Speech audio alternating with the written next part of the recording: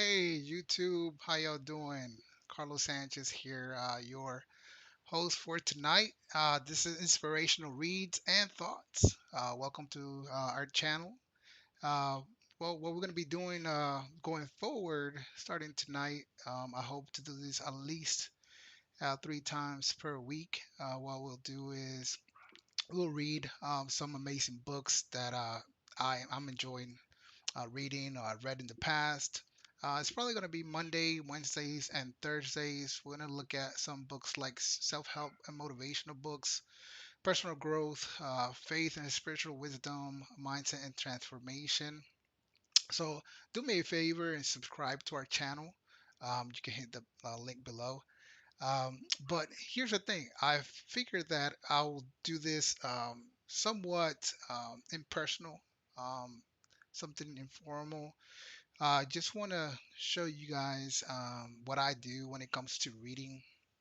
I figure if it's good for me, I'm pretty sure it's good for a lot of people. The thing is that a lot of us think about reading like a burden and it's something hard. So I figure some of us work really hard. So I decided to why not share with you guys what I do when it comes to reading. So I want to share with you guys going forward what we do as far as getting ourselves ready for life, ready for the day as life goes on. And I'm pretty sure if you're like me, there's a lot of things going on out there. We just heard about a few plane plane crashes, and I know life is hard. And just a caveat: as a Christian, I am a Christian. Now, this channel is not going to be focused on theology or we will look into some biblical texts and things of that nature once in a while, but that's not our sole focus. Our focus is more about getting ourselves in the right mindset. Reading some really good practical books for us to kind of get ourselves into a better mindset. I know Facebook and all this, even YouTube is used for a lot of negative things. So hopefully, this channel helps you. My hope is this channel will bring some joy to you, and I hope that through this process I learn as you will learn. So the format is very simple. We'll um, pick a book. You guys can share some of your favorite books, and we'll look into if that's a book that we might want to read. So you guys have that privilege to let me know what books you want us to read. So yeah, we'll pick a. Right now, I'm reading John Maxwell's Failing Forward, which is a pretty amazing book actually. Been reading it for the last 2 to 3 weeks. So I decided we have to start somewhere, right? This is a new channel. This is a brand new format for me. So I decided to, why not give it a shot with John Maxwell. John Maxwell is, as many of you know, is an amazing, renowned leadership book author, um, pastor, great individual, has a heart for people, for the embetterment, not only for himself, personal, but he has a heart for other people. So he was born in, I believe, in Michigan. It says that he's written uh, a lot of books. A few of them, The Failing Forward, There's No Such Thing as Business Ethics, The 15 Invaluable Laws of Growth, The 5 Levels of Leadership, Everyone Communicates, and so on and so forth. He has a lot of really good books. So I highly encourage you, if you're not an avid reader, he's a real simple read. So I will highly encourage you to pick up a book or join us. Again, we're going to be doing this for going forward at least 3 times per week. And if you're busy, you can just plug in your headset and follow along. So let's get started. Again, the book that we're going to be reading is John Maxwell, Failing Forward. Another thing, before I get started, we're gonna be here probably in 30, 45, maybe an hour at the most. There is no time restrictions. We will play it by as time. God gives us time to kind of jump into the book, and depending on how things flow, then we either continue or we'll stop at a chapter, or if it's a really good topic, then we'll pause and we'll we leave it for the next day. Again, this is the first time we do this. Hopefully, you guys enjoy it, and let's get into it. Again, Failing Forward by John Maxwell. We'll start reading the preface, and we'll go from there. So let's get there. All right. So yeah, and follow along, and I'm gonna be highlighting some items that I think they're very important. Two things I always encourage you guys to do, and I do it myself, and I'll be doing it myself as well. It's highlight the book, um, get a highlighter. If you don't have the book, you can buy it on Amazon, or you can take some screenshots of the pages. Again, I'm not the author, so hopefully this is for educational purposes only. So it's just for us to jump into not selling the book. We're not getting anything out of it. It's just for educational, personal purposes, and I'm just sharing with you guys what I do as far as reading the book and how to um, relate related to my life, and so on and so forth. So let's get into it. The preface: becoming a real success. John Maxwell says, as I speak around the country, people often ask me why I write books.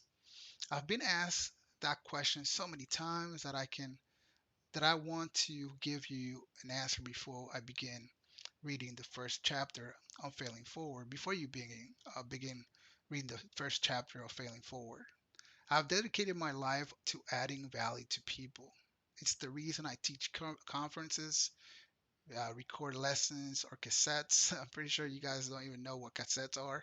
I think we're probably the last generation of cassette tapes. They're little square, little circles. But anyways, let's keep reading. Cassettes, create training videos, and write books. Is the reason I lead my organization to the Enjoy group. I want to see people achieve. I want to see people, each person I meet, become a real success. I believe that to succeed, a person needs only four things. You can remember them by thinking of the word real. Relationship. The greatest skill needed to have success, is the ability to get along with other people. It impacts every aspect of a person's life. Your relationships make you or they break you. And that's so true. Um, our relationship is so important when it comes to having the right mindset to succeed in life. Equipping, one of the most significant lessons I've learned is in, is that those closest to you determine the level of your success. If your dreams are great, you achieve them only with a team. Attitude. People's attitude determine how they approach life day to day. Your attitude more than aptitude will determine your altitude. I'll repeat that. Your attitude more than your aptitude will determine your altitude. And leadership. Everything rises and falls on leadership. If you desire to lift the lid of your personal effectiveness, the only way to do it is to increase your leadership skills. And that's what we're doing here. I don't know about you. You want to learn from people that are doing the things that you want to accomplish. And for example, John Maxwell is very successful. So why not learn from him, from his failures, and also from his success? So That's exactly what we're doing here, building our leadership skills.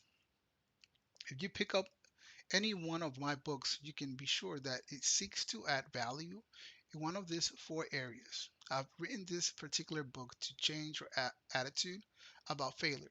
Read it, absorb it, and allow it to help you turn your mistakes into stepping stones for success. My desire is that forward will add value to your life. And that's exactly my heart as well.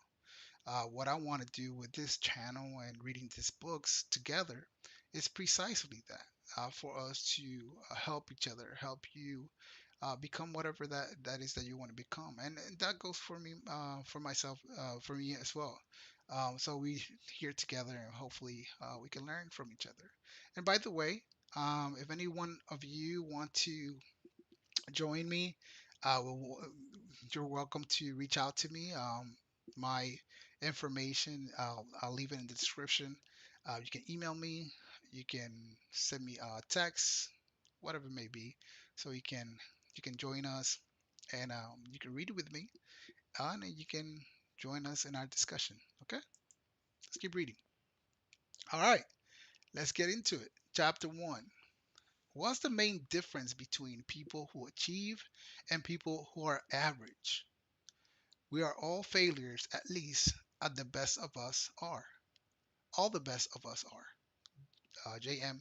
Barrie says, what makes achievers excel? Why do some people skyrocket while others plummet? You know what I'm thinking about? You know what I'm talking about.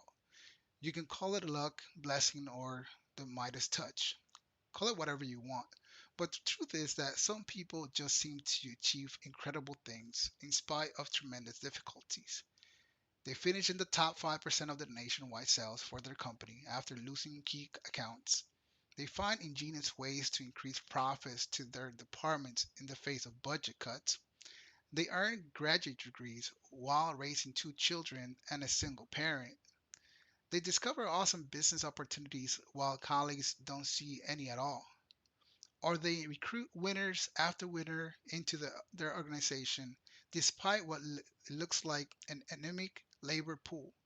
It doesn't matter what kind of work they do, wherever they are, they just seem to make things happen.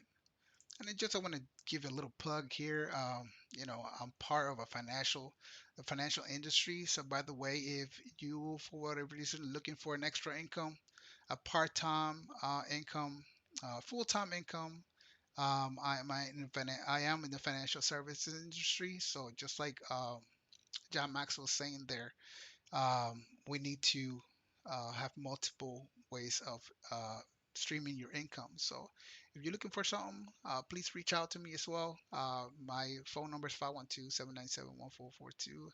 And of course, my email is inspirationalread and the letter N thoughts at gmail.com. So let's continue and let's continue to read. Certainly, all people like to think of themselves as above average. But Achiever seems to leave average in the dust so far behind them that ordinary seems a distant memory. What the root of achievement? What's the root of achievement? What makes a difference? Why do some people achieve so much? Is it family background? Having a good family growing up in it's something to be grateful for, but it's not a reliable indicator of achievement. High percentage of successful people come from broken families. Wealth? No. Some of the greatest achievers come from households of average to below average means. Wealth is no indicator of high achievement, and poverty is not guarantee of low achievement. Opportunity. Opportunity is a peculiar thing. Two people with similar gifts, talents, and resources can look at a situation, and one person will see tremendous opportunity while the other sees nothing. Opportunity in the eye of the beholder. High morals. I wish that were the key, but it's not. I've known people with high integrity who achieve little, and I've known scoundrels who are high producers, haven't you? The absence of hardship for every achiever who has avoided tragedy. There's a Helen Keller who overcame extreme disability, or Viktor Frankl who survived absolute horrors. So that's not either. No, none of these things are the key when it comes right down to it. I know of only one factor that separates those who consistently shine from who don't. Here it is. The difference between average people and achieving people is their perception of and response to failure. Nothing else has the same kind of impact on people's ability to achieve and to accomplish whatever their minds and the heart desire.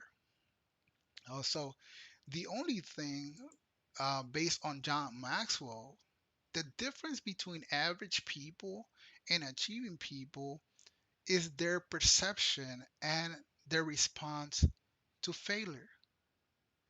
That is what at the core is the most important piece.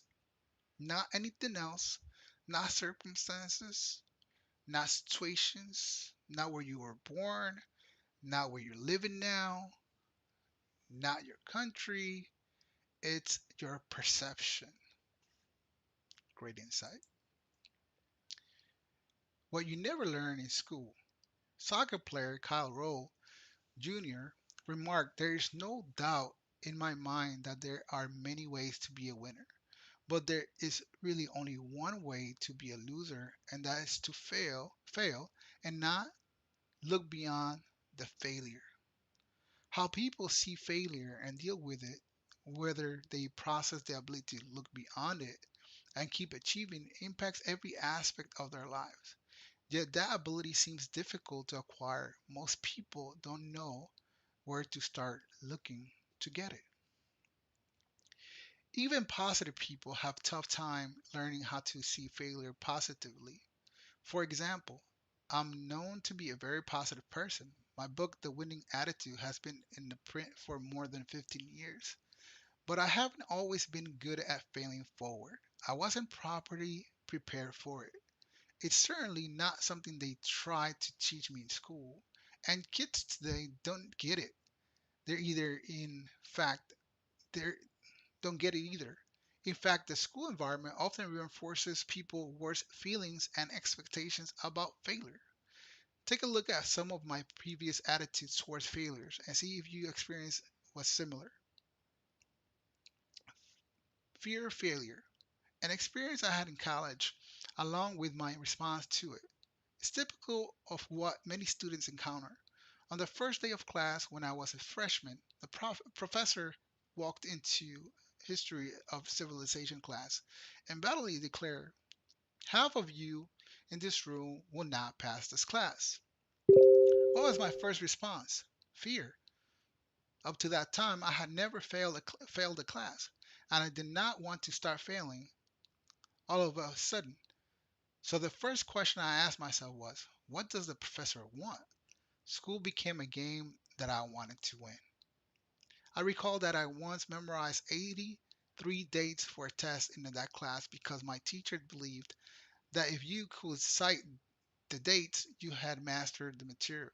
I got an A on the test, but 3 days later, I had forgotten all the information. I managed to avoid the failure. I had fear, but I had not really accomplished anything. Does that sound familiar? We do all this work, and we're still in the same spot. We're still in the same place. I felt that way plenty of times. So we have to understand how to go beyond the failure, how to go beyond our circumstances. I must understood failure. What is failure? As a child, I thought it was a percentage. 69 and lower meant failure. 70 or above signifies success. That thinking didn't help me. Failure isn't a percentage or a test. It's not a single event. It's a process. I was unprepared for failure.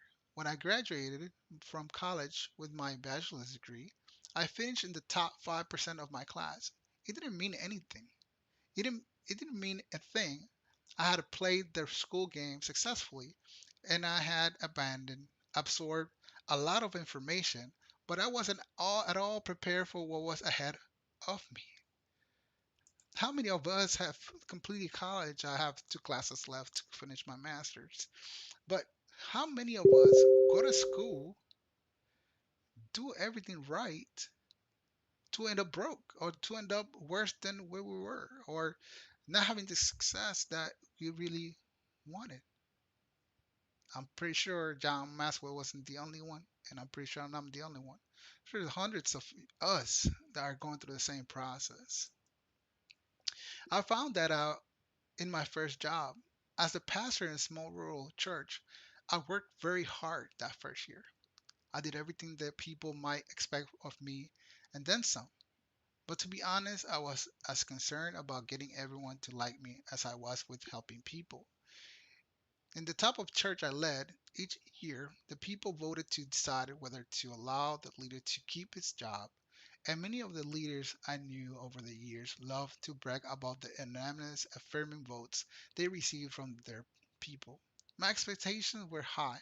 As I prepared to receive my first anonymous vote, imagine my surprise when the votes came back 31 yeses, 1 no, and 1 abstention. I was devastated. After I went home that night, I called my father, who was a veteran pastor, former district superintendent in the domination, and college president. Dad, I lamented, I can't believe it. I worked so hard for those people. I've done everything I can. I was at the point of tears. Somebody actually voted against me and wanted me to leave the church. An abstention, abst, abstention is as good as a no. Should I leave and go to another church? To my shock, I heard laughter on the other end of the phone.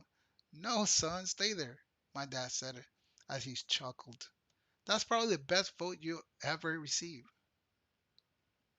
At that moment, I realized what an unrealistic view I had of success and failure. If anything, my college experience had reinforced the wrong notion I had about failure. And as I've helped leaders to grow and develop through the years, I have seen that most people are in the same boat.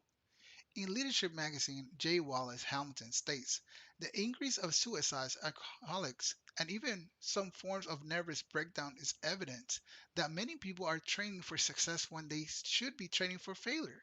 Failure is far more common than success. Poverty is more prevalent than wealth, and disappointment more normal than arrival. I'm gonna go ahead and yep, you know it. I'm gonna highlight this is super important, and I think this hits home right in the heart of many of us. Um, Suicide, alcoholism, um, you know, failure. Failure is more common, and he's right. We train to, and a lot of people talk about success, but we really don't know how to deal with failure. So I hope this book really brings us some insight on how to do that. Training for failure. That is a great concept, and is the idea that prompted me to write this book. Right now, you are getting the chance to sign up with me for a class you are never offered in school. I want to help you train for failure. I want you to learn how to confidently look the prospect of failure in the eye and move forward anyways. Because in life, the question is not if you will have problems, but how you are going to deal with your problems.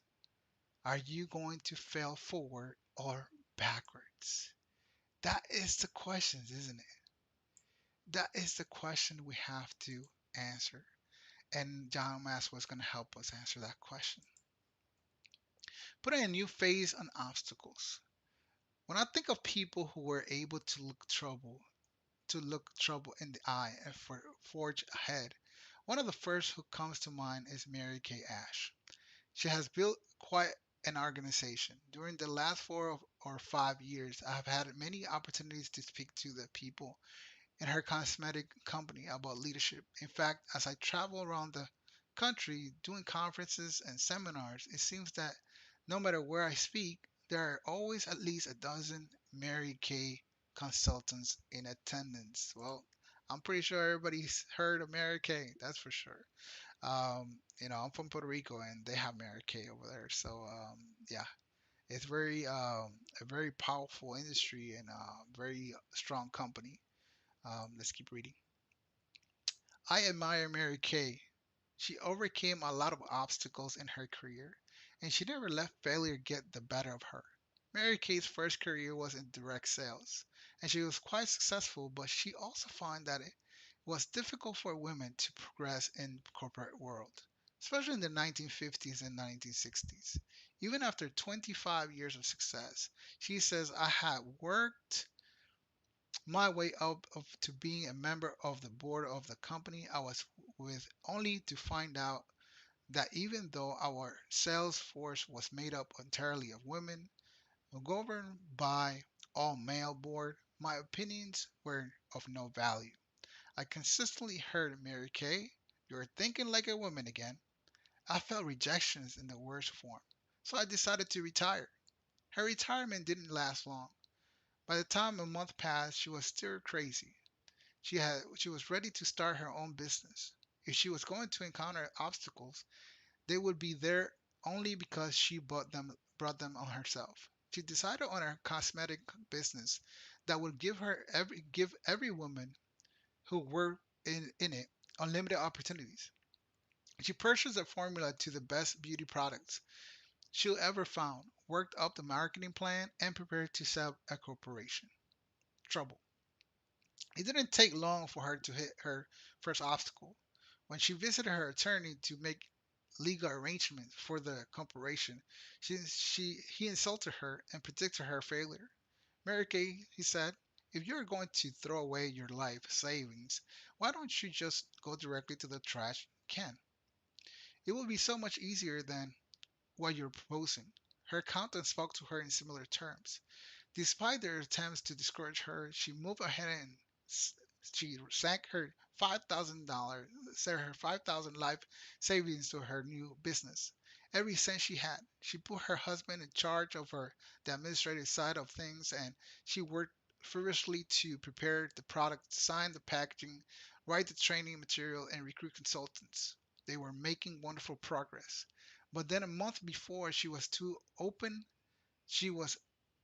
for business, her husband died of a heart attack right at the kitchen table. Well, how many of us they plan, put everything together, everything's ready to go, we are ready, and all of a sudden something happens.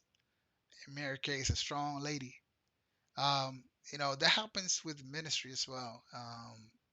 Those people that profess Christ and start going to church, all of a sudden things start breaking down. That's very, very normal. That's very, very how things happen. But it's what John Maxwell was trying to accomplish with the book. It's not about the failure. It's about what we do when encounter the failure. Let's see what Mary Kay did. Most people would have never have been able to go on after that. They would have accepted defeat and faded away. But not Mary Kay. She kept going, and on September 13, 1963, she launched her business. Today, the company has more than 1 billion, not million, 1 billion in annual sales, employs 3,500 people, and empowered $500,000 direct sale consultants in 29 markets worldwide. And Mary Kay Ash has received just about every award an entrepreneur could dream of. Despite adverse circumstances, obstacles, and hardship, she fell forward. The impossible question. Now, when I was growing up, one of the questions I used to hear from motivational speakers was this: if the possibility of failure were erased, what would you attempt to achieve? That seemed to me to be an intriguing question. At the time, it prompted me to look ahead to life's possibilities. But then one day I realized that it was a really bad question. Why? Because it takes a person's thinking down the wrong track. There's no achievement without failure. To even imply that it might be possible gives people the wrong impression. So here's a better question. If your perception of and response to failure were changed, what would you attempt to achieve? I don't know what obstacles you're facing in your life right now, but whatever they are, it doesn't matter. What does matter is that your life can change if you're willing to look at failure differently. You have the potential to overcome any problems, mistakes, or misfortunes. All you have to do is learn to fail forward. If you are ready to do that, turn the page and let's go. Let's read that again. You have, it doesn't matter what you're going through, he says. It doesn't matter what obstacles, it doesn't matter what's going on in your life. What does matter, and you can change, you're willing to look at failure completely different. How do you look at failure? How do you look at problems, situations, circumstances? Were they brought unto you? Whether you got them yourself? Whether the world is going the wrong way? In my worldview, the enemy might have got into your life, sin, whatever that may be. How do you deal with those? Now, you have the potential to overcome any problems. Now, theologically speaking, we depend on Christ, theologically speaking. But practically speaking, there's things we can do. There's things you can do. All you have to do is learn to fail forward, understanding that we're not alone, number one. But number two, we have the capacity to make choices and decisions. Every morning you get up, you can either smile and be joyful and want to do better, or you can lay there and just, woe is me. If you're ready to do that, then let's go. Yeah, I want to definitely get into it. Let's get it. Your first step is to failing forward. Realize there is one major difference between average people and achieving people. That's your first. There's a big gap between people that are making these happen and people that are just walking by. Look at the way any achiever approaches negative experiences, and you can learn a lot about how to fail forward. Read through these two lists and determine which one describes your approach to failure. So let's read, okay? Left hand side, failing backwards. Are you the type of person that blaming others? Are you the type of person repeating the same mistakes? Are you expecting never to fail again? That's a good one. Are you accepting tradition blindly? Are you doing something just because somebody told you? Being limited to past mistakes? Thinking I am a failure? And last but not least, quitting. Never quit. You get your behind up and you never quit. You fight. You work. Get up every single day. Now, let's look at how to fail forward. What do you need to do to fail forward? Take responsibility. Now, we live in a day and age that we want to point fingers. You look at Facebook and everybody's, blaming the politics. I'm not getting into that. That's not, any arrow there. We're not gonna get this time. That's not for that. But let's stop blaming. Let's stop blaming whatever is in the external, and let's look into ourselves. See if there's some changes that we have to make. Learning from each mistake. If you know going a place or going to the mall, whatever it may be, makes you weak when it comes to spending, for example, make that adjustment. You don't have to go there, but that's something you have to determine. Knowing failure is a part of progress. Challenging outdated assumptions. That's a good one. Taking new risks. believing something didn't work, persevering.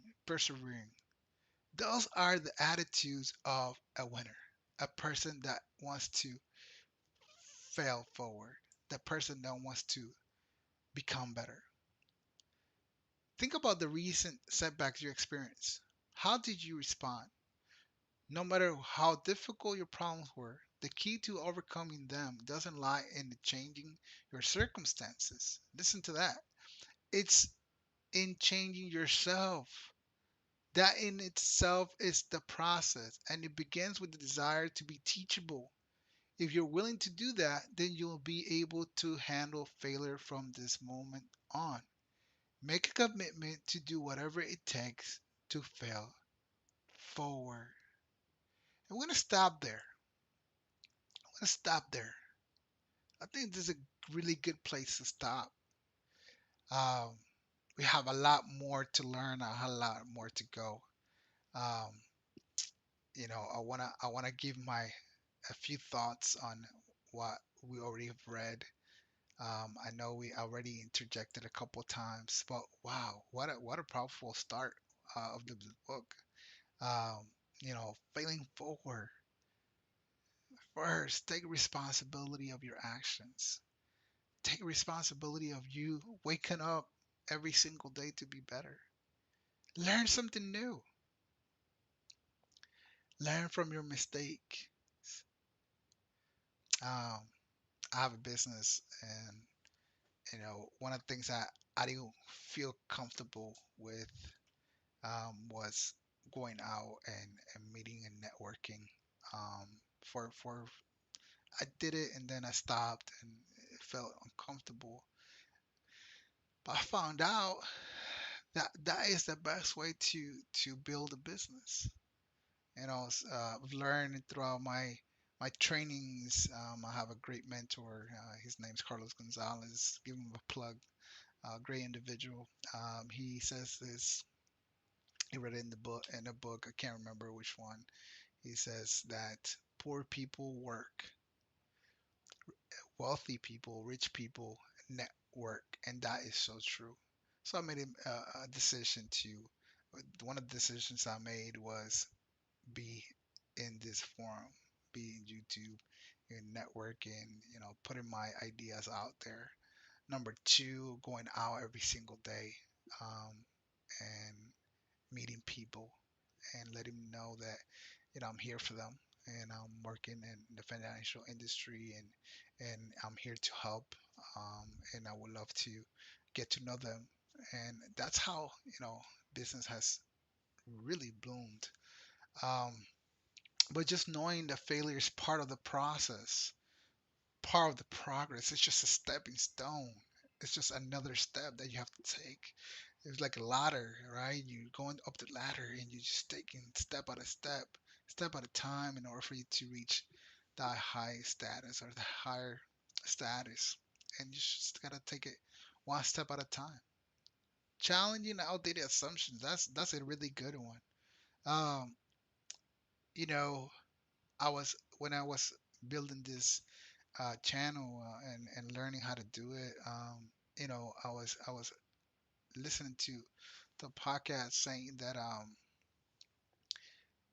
the way society is built and the educational system and the way things were back probably 100 years ago.